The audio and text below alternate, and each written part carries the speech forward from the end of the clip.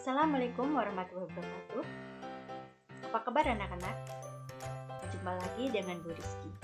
Pada kesempatan ini, Ibu akan mengajak anak-anak untuk mempelajari mata pelajaran IPA dengan tema Hubungan antar makhluk hidup, subtema klasifikasi simbiosis pada makhluk hidup.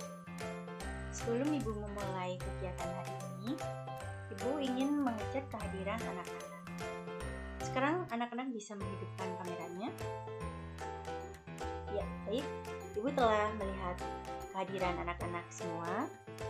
Oke, sebelum kita memasuki materi lebih lanjut, Ibu akan memberitahu anak-anak apa itu simbiosis.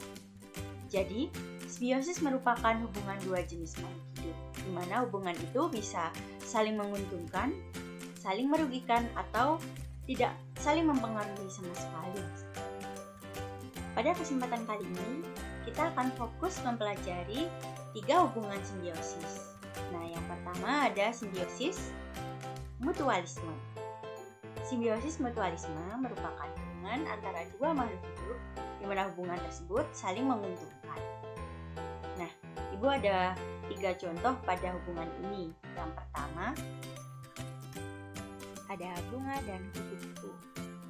Di sini, bunga akan diuntungkan karena kupu-kupu akan menyerap nektar yang ada di bunga dan bunga terbantu proses penyerbukannya. Kedua ada kerbau dan burung jalak. Burung jalak akan berperan sebagai pemakan kutu yang menempel pada kerbau, sehingga kerbau tidak akan merasa gatal. Yang ketiga ada ikan badut atau yang sering kita kenal dengan Nemo, dengan anemon laut.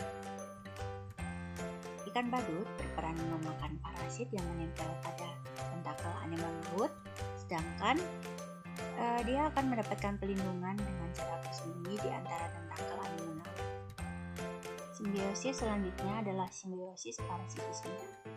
Simbiosis parasitisme merupakan hubungan interaksi antara dua jenis individu yang memberikan keuntungan pada salah satu pihak dengan kerugian di pihak lain. Artinya, salah satu pihak diuntungkan sedangkan pihak lain dirugikan. Salah satu contoh simbiosis parasitisme adalah nyamuk dan manusia. Di sini, nyamuk berperan sebagai parasit.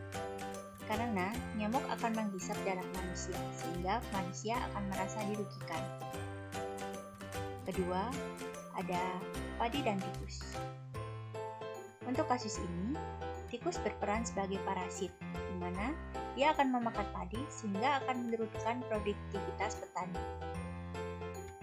Ketiga ada kutu dan hewan. Di sini, kutu berperan sebagai parasit karena akan menghisap darah pada hewan, sehingga hewan akan merasa dirugikan.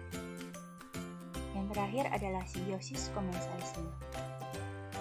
Pada simbiosis ini, terjadi interaksi antara dua jenis makhluk hidup yang berbeda, di mana satu individu akan mendapatkan keuntungan, sedangkan individu yang lain tidak merasa diuntungkan maupun dirugikan.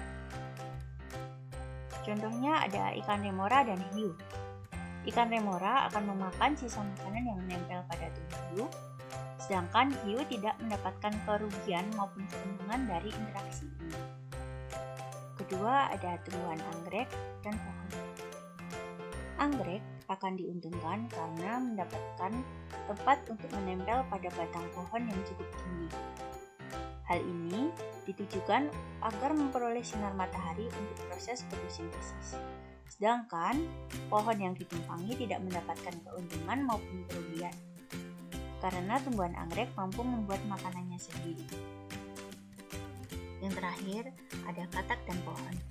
Di sini, katak merasa diuntungkan karena mendapatkan perlindungan dari pohon.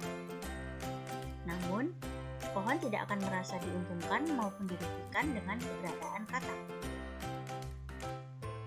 Ya, baik anak-anak, terkait pemaparan materi yang baru saja Ibu sampaikan, apakah ada yang ingin ditanyakan?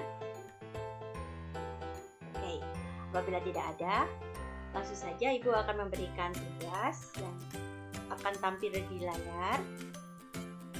Nah, untuk tugasnya bisa anak-anak lakukan di rumah.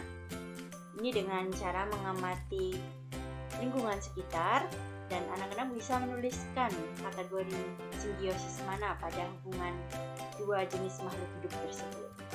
Baik, apabila sudah tidak ada yang ingin ditanyakan lagi, Ibu cukupkan sampai di sini. Ibu mohon maaf sebesar-besarnya apabila ada kesalahan dalam penyampaian materi. Ibu akhiri, wassalamualaikum warahmatullahi wabarakatuh. Sampai jumpa.